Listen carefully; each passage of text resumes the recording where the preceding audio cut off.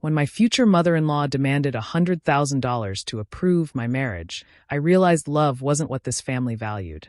It was control. My name is Harper Lane. I'm 29, and I built my own marketing company from the ground up in Austin, Texas. I never thought I'd fall for someone from a world so different from mine. But then I met Colton Reeves. He was 32, charming, confident, and came from one of those old families that seemed to own half the city. When we got engaged, I thought we could blend our worlds, my simple one and his polished one. Then came the dinner that changed everything. Colton said his mom wanted to officially welcome me into the family. I took it as a good sign. We met at an expensive restaurant where everything smelled like money and pressure. Vivian Reeves, his mother, arrived perfectly dressed, her diamond bracelet catching the light every time she lifted her glass. Her smile was polite but cold, the kind that said she was already judging me. At first, the talk was small, whether wedding plans my business. Then Vivian leaned forward and said, as casually as if she were asking me to pass the salt, "In our family, every fiancé shows commitment by contributing to the family company. It's tradition. $100,000 is the usual amount." I froze, thinking she had to be joking. "I'm sorry, what?" I asked. She smiled wider. "It's a gesture of loyalty, dear. It shows you're serious about joining us. We all invest in each other." I looked at Colton, waiting for him to step in. He didn't. His jaw tightened, his eyes dropped to his plate. That silence hurt more than her words. "I'm not paying anyone to marry their son," I said, trying to keep my voice steady. Vivian's smile faded. "You misunderstand," she replied. "This is how we protect the family legacy." Protect it from what, love? I couldn't believe this was real. The rest of dinner felt like an act. Vivian talked about wedding venues and family expectations, as if she hadn't just put a price tag on me. Colton stayed quiet, barely meeting my eyes. When we left the restaurant, he muttered, "She didn't mean it like that. It's just how she is." I realized then that he wasn't defending me because he couldn't. He'd been raised to obey her. Driving home, my engagement ring suddenly felt heavy.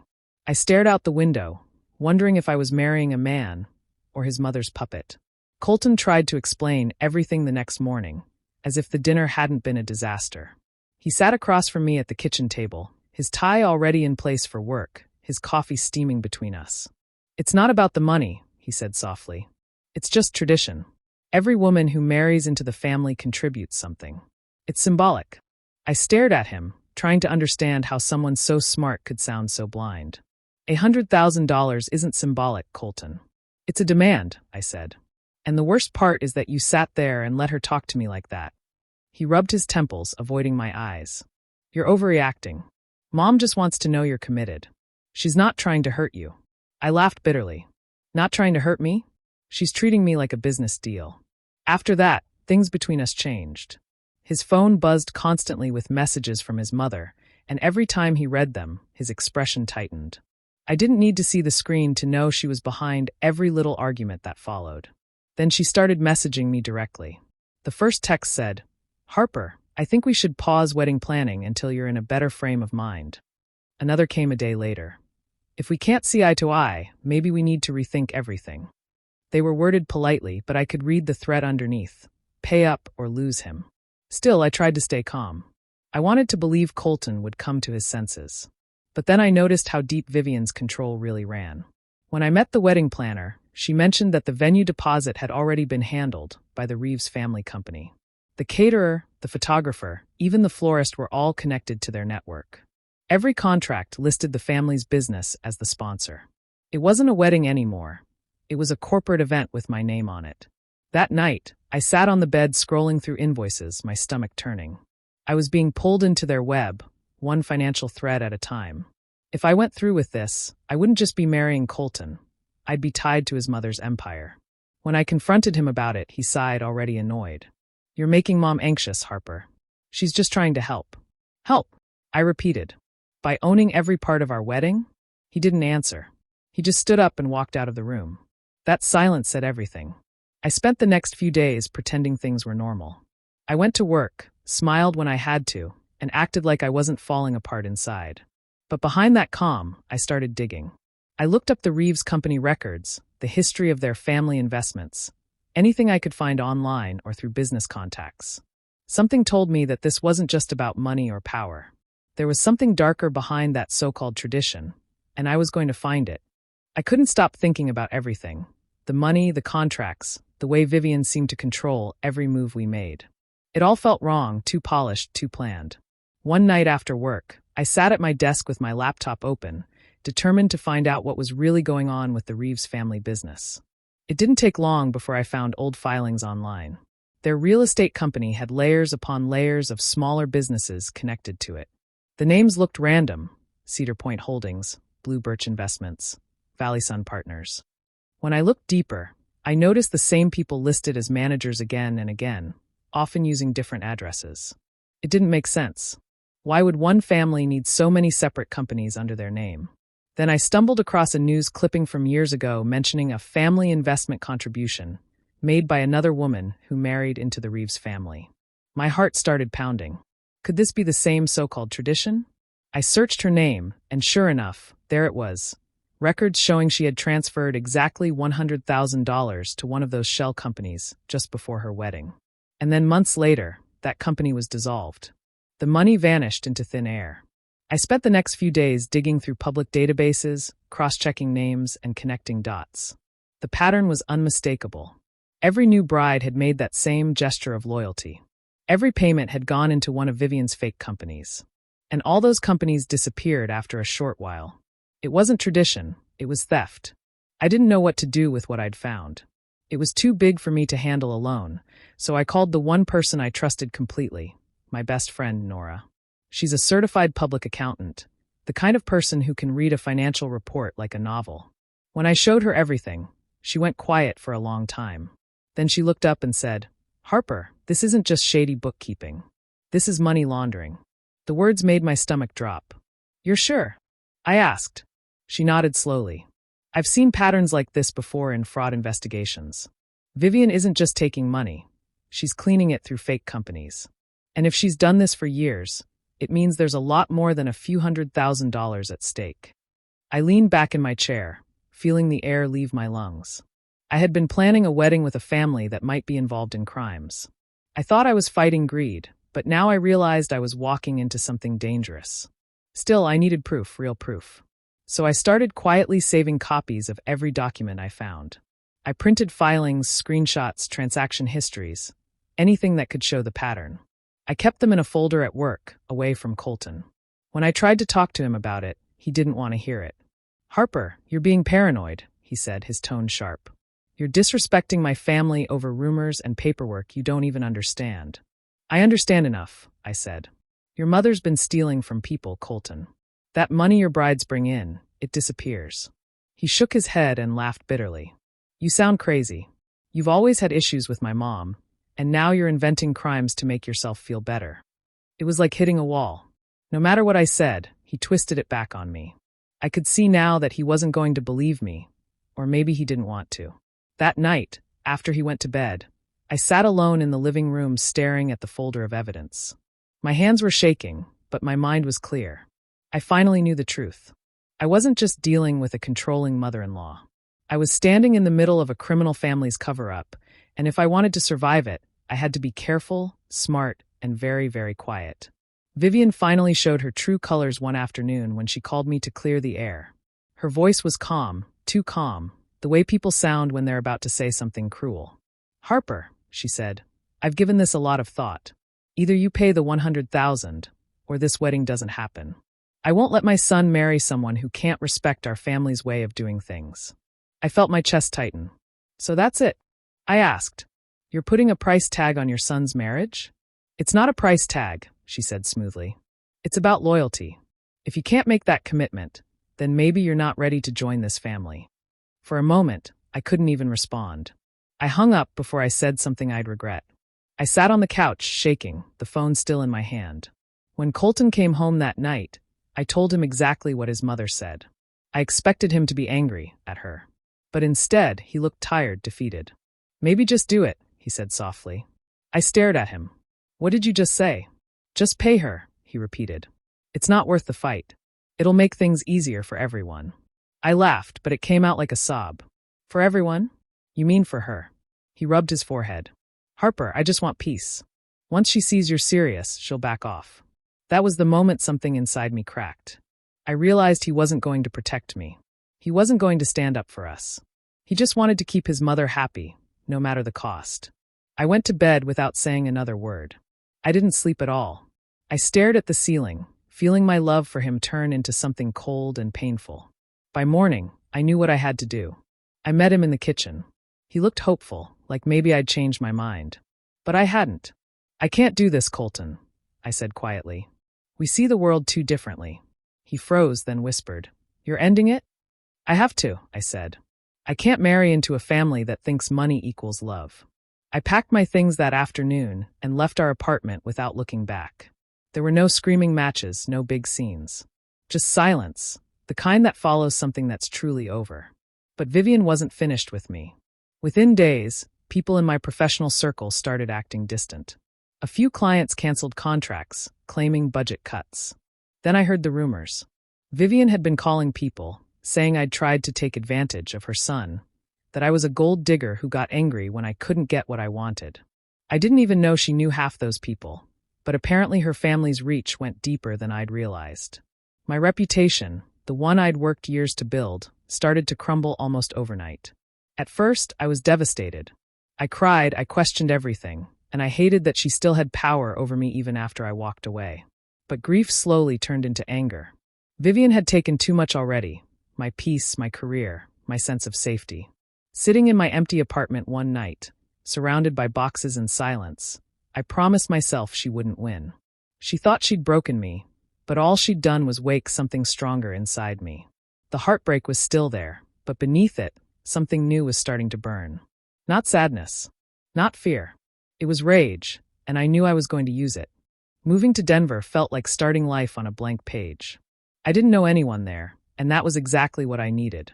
No whispers about the Reeves family, no pitying looks, no one asking about my broken engagement.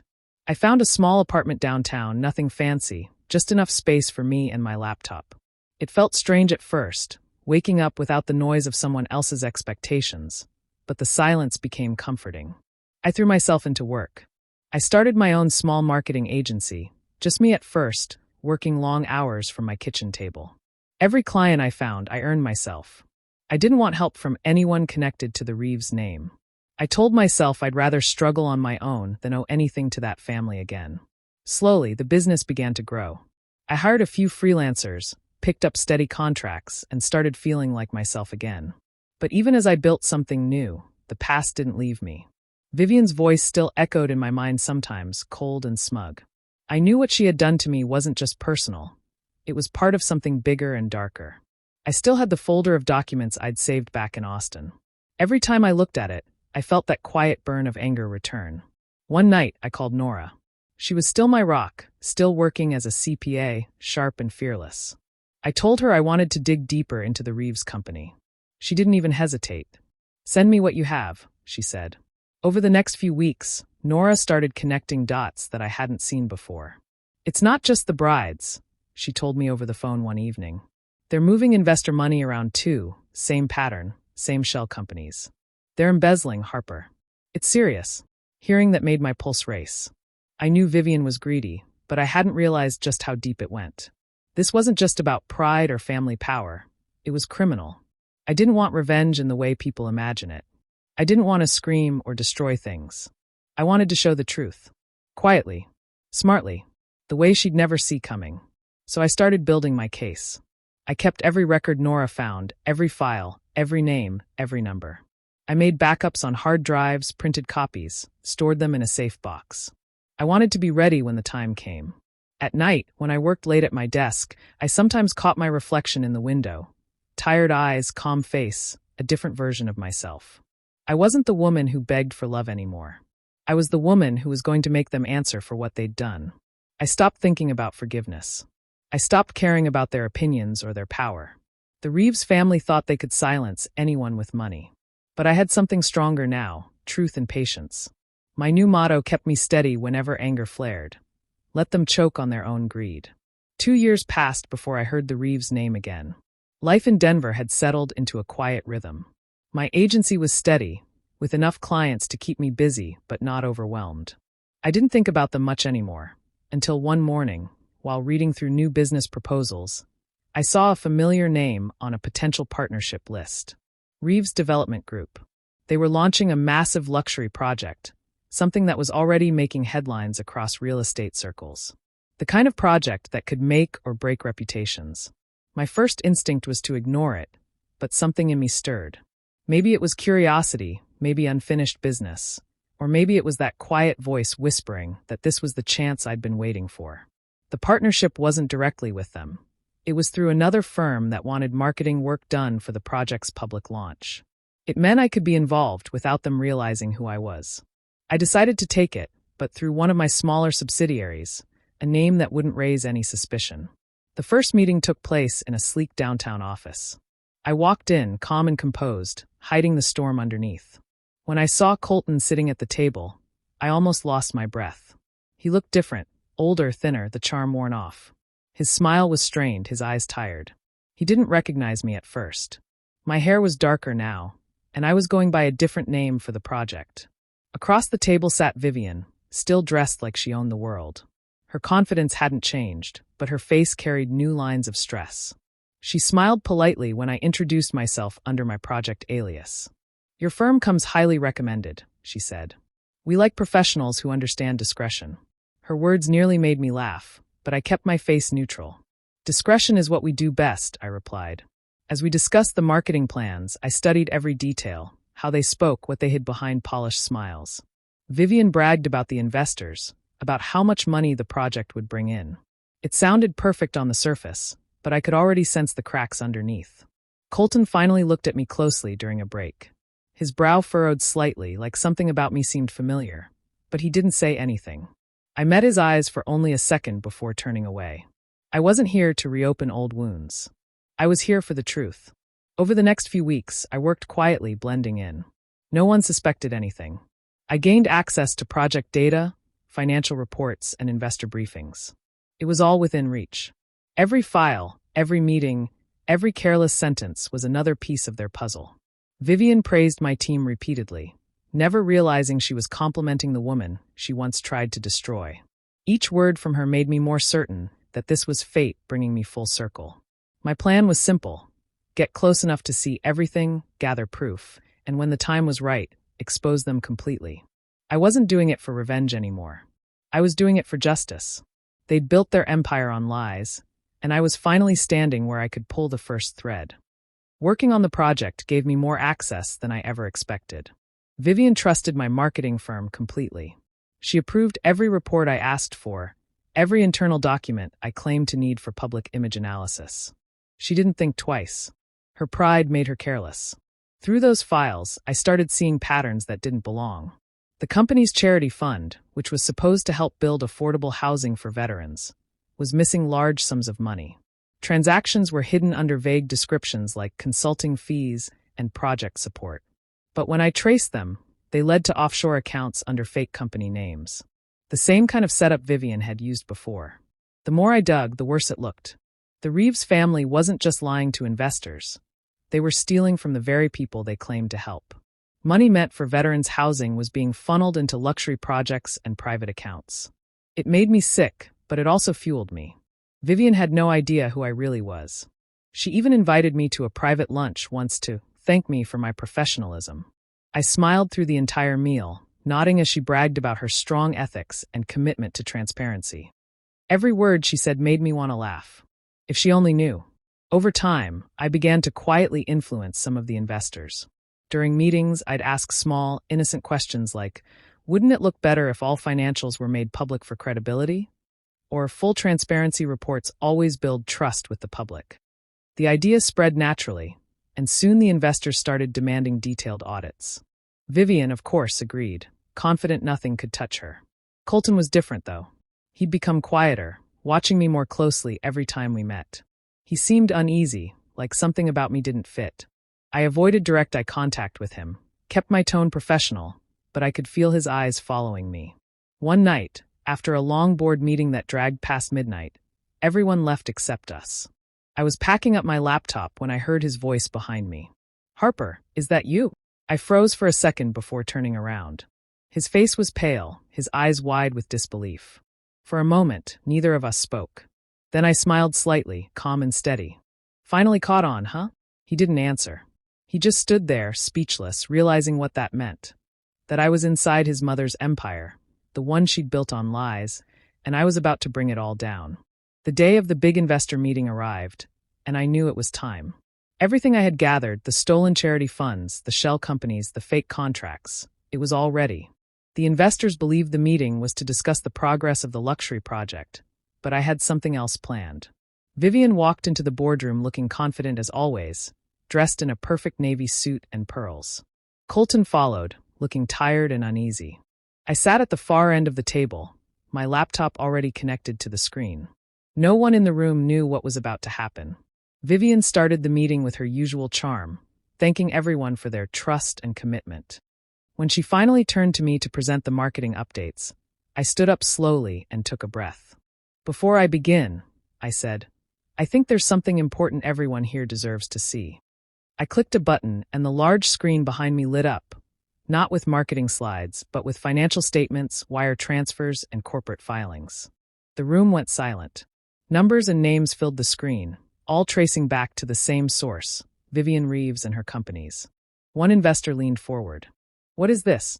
This, I said calmly, is where your money has really been going. The Reeves Development Group has been moving funds from charity accounts and veteran housing projects into offshore companies owned by Mrs. Reeves. I have documents to prove every transaction. Vivian's face turned pale. What kind of stunt is this? She snapped. I met her eyes for the first time in years. No stunt. Just truth. Colton looked like he couldn't breathe. He whispered, Harper, as realization washed over him. The investors started asking questions all at once. Some shouted. One man slammed his notebook shut, demanding to know how long this had been happening. Vivian tried to talk over them, insisting it was a misunderstanding, but the evidence spoke for itself. Then one of the reporters who'd been invited to cover the project launch stood up, phone in hand, already recording. This is going public, she said quietly. Vivian's control slipped completely. You think you can destroy me? She hissed. I stayed calm. No, Vivian. You destroyed yourself. You taught me the value of loyalty and the cost of buying it. Security guards entered the room as the noise grew louder. Some investors were on their phones, already calling their lawyers. Colton sat motionless, staring at the table, tears forming in his eyes. When security approached Vivian, she turned to me one last time, her voice trembling. You'll regret this. I looked at her without emotion. I already did. Years ago. As they escorted her out for questioning, the cameras flashed and the reporters followed. The woman who once controlled everything was now the headline of her own downfall. I gathered my laptop, closed the folder of evidence, and walked out quietly. No triumph, no smile. Just peace. The truth had finally done what money never could. It ended her empire. Months passed after the scandal, and everything slowly began to settle. The Reeves name was all over the news for weeks. Lawsuits, frozen accounts, and endless reports of their crimes. Vivian disappeared from the public eye after the investigation started, and Colton sold what was left of the family business to pay legal fees. I didn't follow it closely. I had done what I came to do, and I wanted to move forward. The rumors that once surrounded me began to fade. Clients who had left me before started reaching out again, apologizing, pretending they'd never doubted me. My agency grew faster than I expected. We landed new contracts, bigger ones, and I finally hired a full team. For the first time in years, I felt free to breathe. Nora was the one who noticed how tired I looked. You should take a break, she said one afternoon. A real one. No laptop, no calls. You've earned it. I laughed, brushing her off at first, but deep down I knew she was right. For so long, I had lived on anger and purpose. It had pushed me forward, but it had also kept me chained to the past. Maybe it was time to stop looking back. A week later, I received a letter in the mail. It didn't have a return address, but I knew who it was from the moment I saw the handwriting. Colton. I sat at my kitchen table, staring at the envelope for a long time before opening it. His words were short and uneven. He wrote, I was weak. You were right. I should have protected you, not them. I don't expect forgiveness. I just needed to tell you I'm sorry. I read it once, slowly, letting each word sink in. Then I folded the letter carefully, placed it in a small metal bowl, and set it on fire. I watched the paper curl and darken until it was nothing but ash. There was nothing left to say. Revenge hadn't given me joy. It had given me peace, the kind that comes when the truth finally replaces the lies. I realized I hadn't destroyed them to feel powerful. I had done it to let go. Still, sometimes at night, when everything is quiet, I feel that faint ache inside me. It's not anger or regret, just the memory of the love I lost to greed. Some wounds don't vanish. They just fade into the background, like scars that no longer hurt but never disappear completely. The deal I had been working on for months finally came through. It was a partnership with a major firm that would make my agency one of the top marketing consultancies in the region. When I signed the final papers, I sat for a long time just staring at the document. It wasn't about money anymore. It was about freedom. Every word on that contract proved that I had built something no one could take away from me again. The partnership came with an invitation to a charity gala hosted by one of the city's biggest foundations. I almost didn't go, but Nora insisted. "It's good for business," she said. "And maybe it's time you stop hiding from the world." The ballroom was bright and full of laughter when I arrived. Crystal lights sparkled overhead, and the sound of music filled the air. I moved through the crowd with quiet confidence, greeting people I once only dreamed of working with. For the first time in years, I felt completely at peace. Then, just as I was about to leave, I heard a voice I hadn't expected to ever hear again. "Harper." I turned, and there she was, Vivian Reeves. She looked smaller somehow, older, as if the weight of everything she had done had finally caught up to her. Her hair was thinner, her skin pale, and the proud glimmer in her eyes was gone. She wasn't surrounded by admirers anymore. She stood alone near the edge of the room, holding a glass she didn't seem to really want. For a few seconds, neither of us spoke. She looked at me the way people look at ghosts. Then she stepped closer and whispered, her voice trembling, "You ruined us." I didn't flinch. I looked her straight in the eyes and said softly, "No, you priced your own family." Her lips parted like she wanted to argue, but nothing came out. The truth hung between us, heavy and undeniable. I felt no anger toward her anymore, only a deep, quiet pity. She had spent her life trying to control everything, and now she had nothing left. I turned away and walked toward the exit.